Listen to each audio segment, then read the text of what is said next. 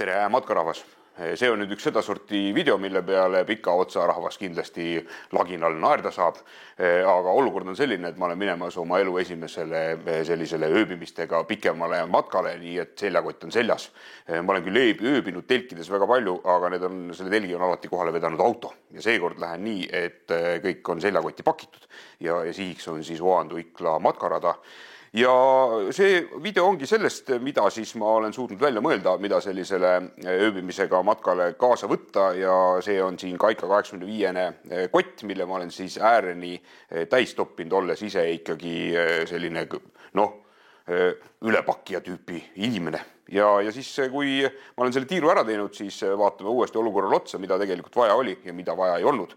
Põhimõtteliselt on praegu selline tunne natukene nagu Reese Witherspoonil selles Wildi filmis. Aga hakkame siis otsast arutama. Ja kõige peal on siin siis Z-Rest, mida talvise ööbimise puhul olgu öeldud siis, et see on koostatud selle mõttega ja seda silmas pidades, et ma stardin märtsi alguses, ehk siis ikkagi veidi talvistes oludes. Ja Z-Rest selle peal on hea puhata ja kui oled laagripaigas või väikest pausi teed ja ennast pikali visata või siis kuhugi peale istuda. Siis loomulikult selleks, et 4 jalga on ikkagi parem kui 2 jalga, on matkakepid.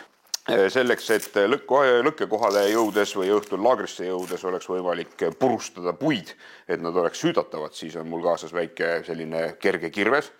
Siis, et oleks millestki süüa teha, on mul siin üks selline liiterine alumiiniumist väike pudel, millega siis söögivett kaasa võtta. Teisel pool on 750 selline igapäeva joogipudel, mille sees on filter. Selle saab siis ära täita kuskilt kraavist, järvest, jõest, mis teie peal ette jääb ja läbi selle filtri siit siis sellise joodavee välja imeda ja siis taas täita. Nüüd siin külje peal on taskud ja siin külje pealses taskus on siis selline slingi nagistik, nagu ma seda ise nimetan. See on tõenäoliselt asi, mida võib-olla ei ole vaja, aga mulle tundub ülimalt loogiline, et kui ma jõuan puhkepaika lõunasöögipausile või kasvõi siis õhtule, nagu laagrit üles panema hakkan, siis ma saan puu külge tekitada sellise nagistiku, et ma ei pea seljakotti panema märga maha. Mulle endale tundub see nagu ülimalt loogiline. Siis on siin veel väike pipragaas. Siis teisel pool on samasugune põsk siin selle külje peal ja siin sees on siis põhimõtteliselt praegusel hetkel mõned pakid salfakaid, mida ikka läheb vaja. Siin all selles paunas on mul magamiskott, seda ma ei hakka välja kakkuma. See on siis -7 limitiga ja -23 ekstreemiga. Nii, siis külje peal on suured sahtlid ja siin on igasuguseid põnevaid asju. Siin on selline väike rätik, millega on hommikul hea nägu pesta või isegi pestud nägu kuivatada, vihmakeep, sest Eestimaa ilm on ikka selline, et sajab ja ostsin siis sellise vihmakeebi, kus on see seljakoti osa ka, sest mul tavaline on olemas, aga ma usun, et kui ma selle tavalise üle selle koti laotan, mis on minust veidi kõrgem, siis see ei tööta, nii et see seljakoti osaga võib-olla töötab paremini. Mis siit veel välja tuleb? Igasuguks on puff. Seda saab pähe panna, kaela panna, kuhu iganes teda vaja panna on. Mingisuguseid energiapatoone olen endale toppinud siia kotti igaks juhuks valmis, et väikestel pausidel süüa saab.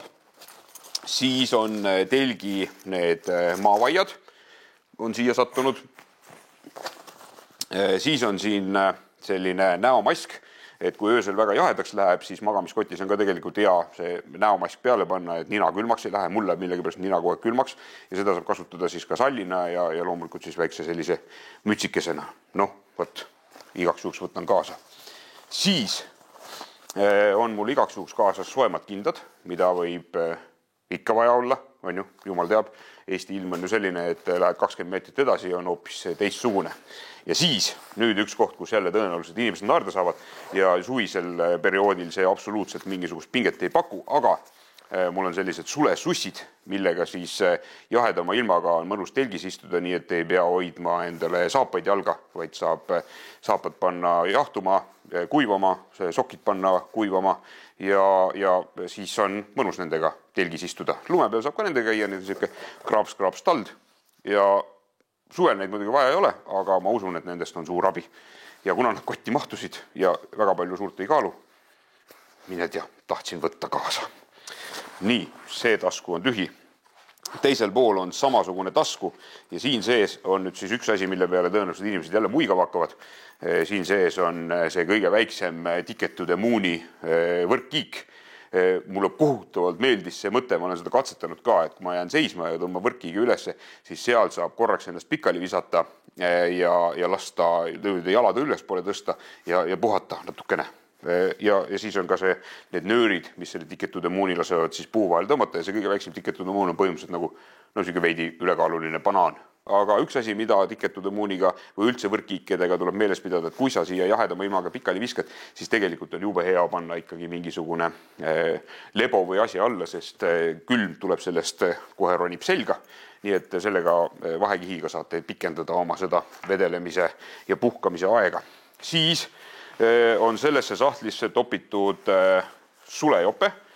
See on siis selle jaoks, et kui jääda puhkepausile, lõunapausile õhtul laagrisse, võtta ära see matkajope seljast, mis mul siis selga läheb Fjällräveni Bergtagen jope, siis selles osakonnas on nüüd jälle natukene talveööbimise varustust. Ja talveööbimise varustus on siis see, et telgi põhja selleks, et telgi põhi ise soem oleks ja sealt ei tuleks kolinal külma sulle kohe selga, siis on selline vahekiht. See on selline ühest osast hõbedane ja teisest otsast täitsa tavaline ja oma olemuselt on see tegelikult see kate, mida saab auto akna peale panna. Ma tean, et matkajad kasutavad ka seda, mis käib parketti alla, ka selline hõbedase poolega asi, mis on natukene õhem ja võib-olla pakkimise mõttes veits parem. Aga ma leidsin sellise tüki. Seda loomulikult ka suvel vaja ei ole, sellepärast, et sellega ei ole suvel midagi teha, sest maapinnast ei tule külma. Siis veekindlas kotis on mul kaasas natukene riided, mul on siin teine jooks soojapesu, natukene sokke, näpuotsaga trussareid ja ongi sellisesse pandud, et juhuks, kui ma kukun kuhugi suurde auku, siis vähemalt vahetusriided jäävad kuivaks.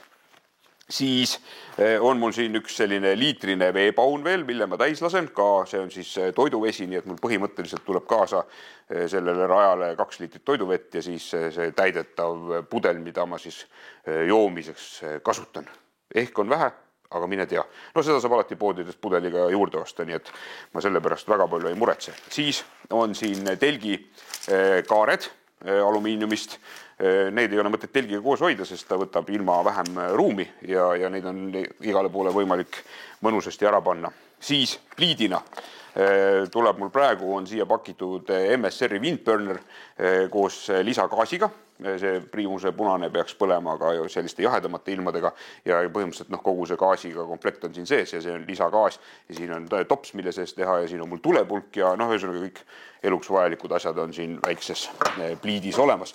Ja Windburner on sellepärast ka hea, et ta on hästi väikse gaasikuluga, sellepärast ta ei kasuta seda leeki, vaid tal on selline põlev kärbse silm, mis siis kannab otse energia kõik siia sellest topsi. Siis kuna ikkagi vahepeal on vaja pesta, siis on mul beebisalfakad. Toppisin lahtisena mõned Riil Turmati matkasöögid veel, mis tavalisse toidukotti ei mahtunud. Siis on siin pakikene hommikusöögi asju. Siin on hunnik hommikusi kiirpudrusid. Siis on mõned supid kaasas, kui äkki keset päeva peaks toimuma mingisugune selline näljandik. Ja siis on see Eestis müüdavad ja Eestis võib-olla ka tehtavad sellised, mis ta nimi on, kohe nimelised kohvi väiksed pakid. Ja neid me oleme siin viimastel matkade käigus hakkad ise jooma ja tegelikult see on suurepärane, sest see pisike pakk on hästi maitsev ja teiseks ei jää sinna kohvi tassi põhja pärast mingisugust sellist koledat pudi, millega on vaja hirmsasti võidelda. Väga maitsvad, väga mõnusad. Ei kaalu jälle mitte midagi sellisesse kompaktsesse pakki pandud. Magamiskoti lina, millel on lisaks sellele, et ta magamiskoti puhtamana hoiab, kui on eriti mingisugune igistamist hõlmav selline ööbimine plaanis, vaid tegelikult see annab ka üsna mitu kraadi magamiskotile seda külmakindlust juurde. Nii et igaks juhuks tasub see olla, sest mine tea, äkki mõni öö läheb külmemaks, siis on hea võtta. Siis sellesse rõhkkotti olen pressinud kokku oma Ferrino Pumori 2 4 aasta ja telgi, sisetelgi. on sellisesse kokku tõmmatud, siit võtab ta palju vähem ruumi ja näed, siuke hea mõnus nunnu ja see nüüd rõhkkotte müüakse eraldi, nii et põhimõtteliselt sa saad kõik oma kraami tõmmata selliseks väikseks. Siis on täispuhutav padi, sest mina ilma padjata ei suuda magada ja siis see on igaks juhuks olemas. Siis on täispuhutav lebo, täispuhutav sellepärast, et isetäituv kaalub natukene rohkem ja võtab rohkem ruumi, aga kui selle täis hingeldad, siis on elu väga mõnus. Siia sellesse veekindlasse kotti ma toppisin telgi välimise kihi ja veekindlasse kotti sellepärast, et kui matkad ikkagi sellisel ajal, kui sajab, kui on lund, kui on muud niiskust ja jama, siis ma tegelikult ei taha tavalisse kotti hommikul seda märga katet toppida, sest kui ta jookseb siit riiete ja asjade vahele, siis võib-olla see tulemus ei ole selline, et teisel või kolmandal päeval ikkagi tahad sinna rõõmuga telki ronida. Nii et ma igaks juhuks pakkisin selle sellisesse veekindlasse paunakesse ja siin ta siis elab ja on. Ja siis sellisesse kotikesse olen teinud siis oma lõuna- ja õhtusöögi pakid ja see on siis põhimõtteliselt täis Tactical Foodpacke ja Adventure Foodi toitusid. Nii, näed. Ja siis igaks juhuks üks selline ekspandrikumm, äkki on vaja midagi kuskil kinni tõmmata.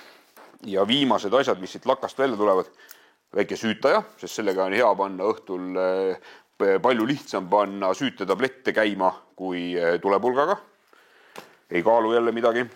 Siis on igaks juhuks plaastreid, need villiplaastrid mingi pehmendusega ja tavalisi plaastreid, sest võib-olla lähevad jalad katki või miskid muu läheb katki. Siis on igaks juhuks teereidi lebo ja kõikide muude asjade parandamise komplekt, millega saab ka näiteks rebenenud riideid väga lõdvalt kokku teipida. Ja siis ma võtsin igaks juhuks kaasa ühe paki lõkkesüütamise neid tablette. Ma arvan, et nende abil on ikkagi õhtul lõkke palju lihtsam käima saada, kui lihtsalt seal kõrval istuda ja järjest tikke tõmmata. Siis söömise komplektiks on kõige lihtsam variant, see Voldic Kruus ja Voldic Kauss, pealamp, sest meil on ikkagi praegu pime ja sellise lifehackina avastasin, et see pealamp läheb täpselt siia sellesse kaussi sisse, nii et pealamp ja kogu sööginõude komplekt on siis põhimõtteliselt nii väike ja nii palju kerge, nagu ta siis parasjagu on. Siis selleks, et millegiga ikkagi süüa oleks, on titaanist pork. Elu on näidanud, et seda ma ei ole suutnud ära lõhkuda. Teistest ma olen ikkagi saanud kuidagi moodi jagu, aga see elab tundub, et igavesti. Siis on tavahügieen, hambari, hambapasta. Hambarja muidugi saaks teha ka kuidagi mingi lühemaks. Ja siis, kuna ma ikkagi plaanin vähemalt esimese hooga olla rajal, ütleme siis vähemalt 5 ööd, võib-olla 7 ööd, siis mul on kaasas üks vähe suurem akupank ja mõned laadimisjuhtmed. Võt nüüd. Ja siin on taskulamp ka küljes veel. Ära sa ütle, aktiveerus, ilusasti täislaetud ja siin on peal veel ka päikesepaneel, millega talvel muidugi on vähe teha, aga mine tea, suvel sakutu kuskile jälle abiks. Ja sellega peaks saama 5 või 6 korda telefoni täislaadida, sest tänapäeva navigeerimine ikkagi käibki ju suures osas telefoniga. Nii et selline see kuhi on, mille ma endaga metsa kaasa viin ja eks siis nüüd selle video teises osas ole siis näha, palju neist kasutust leidis ja mida järgmine kord kaasa võtta või siis mida üldse vaja pole. Nii et siin jalgade peal on tekkinud mingisugune selline arusaamatu freewheeli efekt, kus suured osad tükid on justkui nagu mingit omaette elu asunud jalgade küljes elama.